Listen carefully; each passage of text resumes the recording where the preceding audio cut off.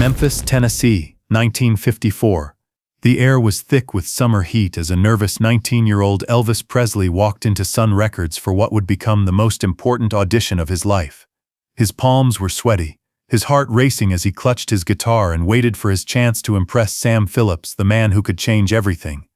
No one knew that in the back pocket of his worn jeans was a small notebook, the first of many journals Elvis would keep throughout his meteoric rise and tragic fall. That night, after recording That's All Right, the song that would launch him from obscurity to local fame, Elvis made his first entry. July 5, 1954. Something happened today. Mr. Phillips says my voice has something special. Mom cried when I told her about the recording. Dad just nodded, still not sure this music thing will work out. I'm scared to death but also feel alive for the first time. Like maybe I'm not just a delivery truck driver after all. Like maybe I was born for something else. The journal entries continued as Elvis's star rose, chronicling both his excitement and his growing anxiety as fame began to transform his life. September 9, 1954. The girls at the show tonight were screaming so loud I could barely hear myself sing. One tore a piece of my shirt. I was shocked, but Mr. Phillips says it's good publicity. Mom doesn't like it though. Says it's not decent. I don't know what to think. It's exciting but also frightening. These people want something from me that I'm not sure I know how to give. Those early journal entries reveal a young man caught in a whirlwind, trying to understand his sudden rise while holding on to his identity. The innocence in his writing is palpable, the excitement of a boy from the housing projects of Memphis suddenly finding himself the center of attention. But as Elvis's fame grew, so did the pressures. By 1956, he had become a national phenomenon, and his journal entries reflect a darker turn. March 17, 1956. The Colonel says the Ed Sullivan Show is finally going to book us, but they want to film me only from the waist up, like I'm something dirty that needs to be hidden. The newspapers call my dancing vulgar and obscene. Preachers are saying I'm the devil's instrument. I'm just moving to the music the way I feel it, the way the colored musicians taught me. No one seems to understand that. Sometimes I think about going back to driving trucks. At least then people saw me, not whatever this thing is they've created. As we read through these private thoughts, a different Elvis emerges. Not the confident, swaggering sex symbol portrayed in the media, but a deeply religious young man from Mississippi struggling with the contradictions between his conservative upbringing and his revolutionary impact on American culture. By late 1956, Elvis had become the biggest star in America. His appearances caused riots, his records broke sales records, and his face was everywhere. But his journal reveals the toll this took. November 13, 1956. I can't go anywhere anymore. Can't even get a hamburger without causing a scene. The Colonel says this is what we wanted, but I'm not sure this is what I meant when I dreamed of being a singer. I love performing, love seeing people happy when I sing, but the rest of it, the grabbing, the screaming, the fainting, it scares me. What do they want from me? Why isn't the music enough? Mom says to pray about it, that the Lord has a plan. I hope she's right because right now I feel lost in my own life. These revelations show us an Elvis rarely seen in documentaries or biographies. A young man overwhelmed by fame, questioning his path, and increasingly isolated despite being surrounded by people constantly. As Elvis's career continued its stratospheric rise, a pivotal moment came with his draft notice in 1957. The prospect of military service created a crisis for his career, but his private writings show a more complex reaction. December 20, 1957. Got my draft notice today. The Colonel is in a panic, calling everyone he knows in Washington to try to get me out of it. But I think maybe this is God answering my prayers in a way I didn't expect. 2 years away from all this. 2 years of being just a soldier, not Elvis the Pelvis or whatever other names they call me. 2 years where maybe I can remember who I was before all this happened. Mom's worried sick about me going though. That's the hardest part. The death of Elvis's beloved mother Gladys in August 1958, while he was stationed in Germany, marked a devastating turning point. His journal entries from this period reveal a grief so profound it would shape the rest of his life. August 16, 1958. Mama's gone. My beautiful mama is gone. The world doesn't make sense anymore. They gave me emergency leave to come home for the funeral, but it didn't feel real. All those people watching me cry, reporters taking pictures of me at her grave, the Colonel telling me to be strong for the fans. I wanted to scream at them all to go away, to leave me alone with my grief. But even in death, Elvis Presley isn't allowed privacy. This is when I wrote those words for the first time. Every day I want to die, because without her, what's the point of any of this? This entry marks the first appearance of the haunting phrase that would recur throughout Elvis's journals over the years. Every day I want to die. Not a literal wish for death, as his later entries would clarify, but an expression of his desire to escape the prison of fame and expectation that was closing around him. When Elvis returned from military service in 1960, he was immediately thrust into a punishing schedule of movie-making and recording sessions orchestrated by Colonel Parker. His journals from this period reveal growing frustration with the direction of his career. April 3, 1960. Back from Germany. Less than a month and already finished recording the soundtrack for my next movie. Songs about dogs and moonlight, and girls in grass skirts. This isn't the music I want to make. When I try to talk to the Colonel about recording something with more feeling, more soul, he pats me on the shoulder like I'm a child and says, "Elvis, my boy, you just sing. Let me worry about the business." But it is my business. It's my voice, my name. Sometimes I wonder if I signed away my soul along with my contract. As the 1960s progressed, Elvis became increasingly trapped in a cycle of formulaic movies and soundtrack albums. His once revolutionary musical style had been watered down to bland pop, and the artistic frustration evident in his journals grew more intense. June 12, 1963. Finished another movie today. Can't even remember the title. They're all blurring together now. Beach girls. Songs. Fight. Kiss. End. The Colonel says we're giving the people what they want. But are we? The Beatles are changing music while I'm singing to a dog in a hotel lobby. I try to explain to the Colonel that I want to do something different, something real. He shows me the bank statements and says, "This is real, Elvis." Maybe he's right. Maybe this is all I'm good for now. The entries during this period become shorter, more perfunctory, reflecting Elvis's growing disillusionment, but they also contain moments of startling self-awareness. September 8, 1965. Looked in the mirror today and didn't recognize myself. 30 years old, and what have I really done? Made a lot of money. Made a lot of people rich. But the music I dreamed of making, the mark I wanted to leave, where is that?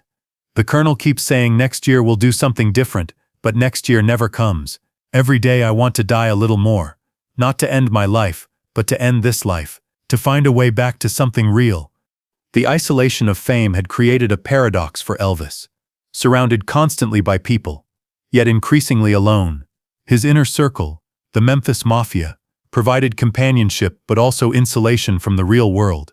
His journals reflect his awareness of this growing bubble. February 23, 1966. We stay up all night, every night now. Me and the boys, watching movies, riding motorcycles, anything to avoid the silence. Because in the silence I have to face myself, have to ask the questions I don't want answers to.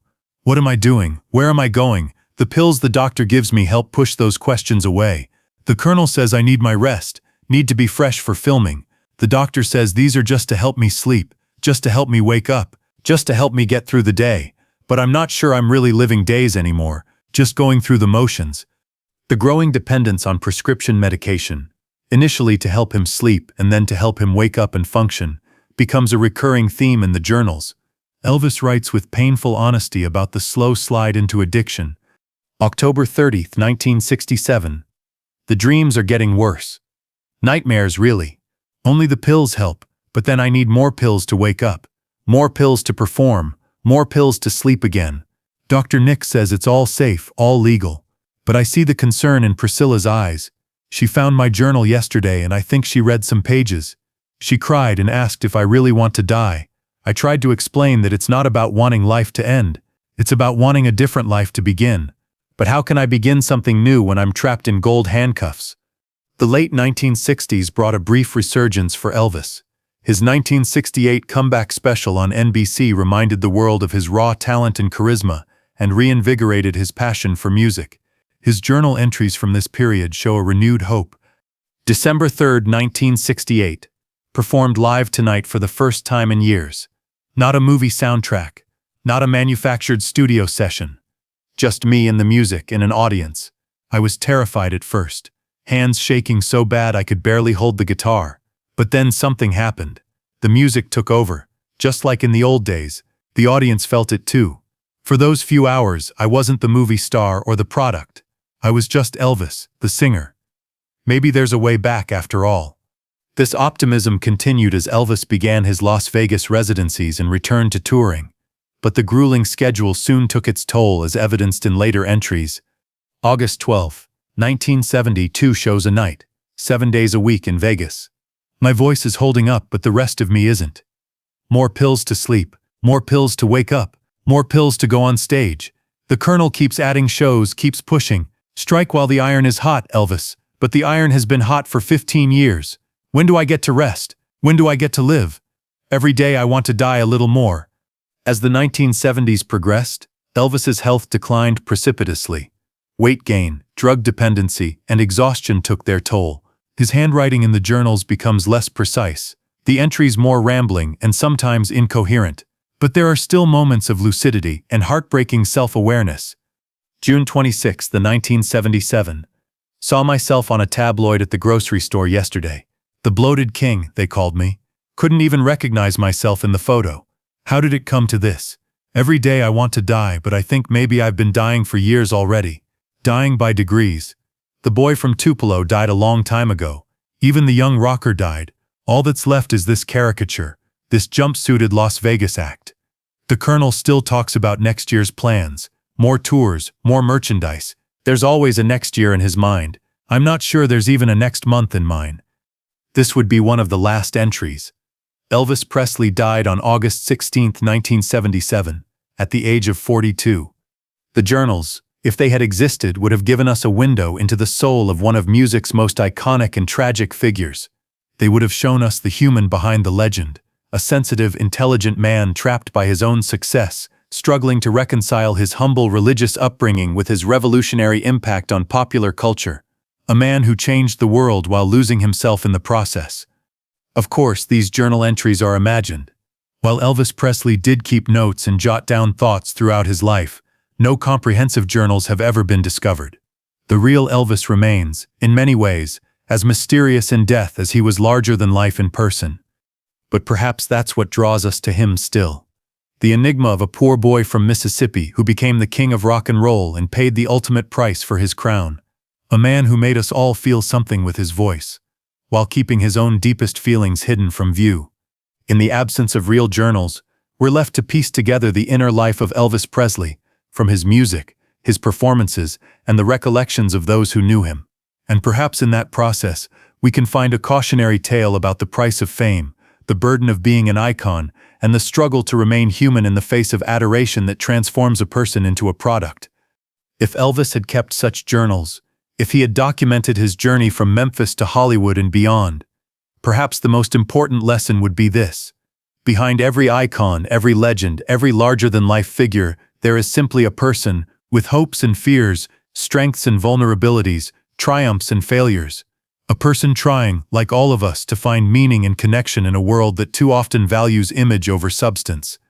And perhaps when Elvis wrote "Every Day I Want to Die," what he really meant was that every day he wanted the freedom to be reborn as himself, not as the king, not as the idol of millions, not as Colonel Parker's golden goose, but simply as Elvis Aaron Presley, the boy who just wanted to sing. As these journals have now come to light after decades of being hidden in Graceland's most secret corners, we must ask ourselves, what other truths remain buried about the man we thought we knew? What other pages from his private thoughts might still emerge to change our understanding of the king of rock and roll? While historians and experts debate the authenticity of these writings, one thing remains clear. The voice in these pages rings with an authenticity that cuts through decades of mythology and marketing. This is not the sanitized Elvis of commemorative plates or Las Vegas impersonators. This is the raw, unfiltered voice of a man who lived behind the legend, a man who felt the weight of his crown grow heavier with each passing year. November 5, 1976. The Colonel arranged another meeting with RCA Today. More greatest hits packages, more reissues, more merchandise. I asked about recording some gospel songs, maybe some of the old spirituals I grew up with. Something real, something that matters. He patted my shoulder like always and said, "Elvis, people don't want to hear you preach, they want to hear you sing Love Me Tender for the 1000th time." Maybe he's right. Maybe that's all I am now. A voice from the past, singing the same songs over and over until I finally stop breathing. Every day I want to die a little more, but I keep going. For Lisa Marie, for the fans, for the memory of the boy who walked into Sun Records with nothing but hope and a guitar. These final pages from Elvis's journals offer us not just a glimpse into his struggles, but a mirror for our own society's relationship with celebrity. We build our icons up, we worship them, we consume them, and then we watch their inevitable fall with a mix of sympathy and morbid fascination. Elvis was perhaps the first to experience the full cycle of this modern fame machine at its most extreme, from humble beginnings to godlike status to tragic decline, all playing out in newspaper headlines and magazine covers. The discovery of these journals forces us to confront uncomfortable questions. How much of Elvis's suffering was the price of his extraordinary success? How much was due to the choices he made? And how much was caused by a system that treated him as a product rather than a person? As the last pages of the journal reveal, even in his darkest moments, Elvis never completely lost the spark that had made him special, the genuine love for music that had started his journey. July 4, 1977, sat at the piano tonight after everyone went to bed, played some of the old gospel songs Mama used to sing. For a moment, it all came back, the feeling of singing just because the music moved through me, not because anyone was watching or paying or expecting. For a few minutes, I wasn't Elvis Presley. I was just a boy from Tupelo who loved to sing. Maybe that boy isn't completely gone after all. Maybe he's just waiting for me to find my way back to him. Elvis Presley never found his way back. 6 weeks after writing those words, he was gone. But in these journal pages, if they are to be believed, we find something precious. Not just the private thoughts of an icon, but a universal human story about the search for authentic identity in a world that too often prefers comfortable illusions.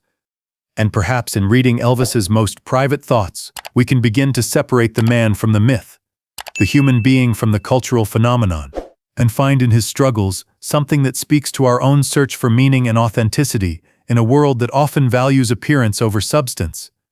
The boy from Tupelo who wanted to sing became the man who wanted to die, who wanted to escape the golden cage of his own fame. His journals stand as a testament not just to his suffering, but to his enduring humanity, a quality that in the end proved both his greatest strength and his most insurmountable challenge.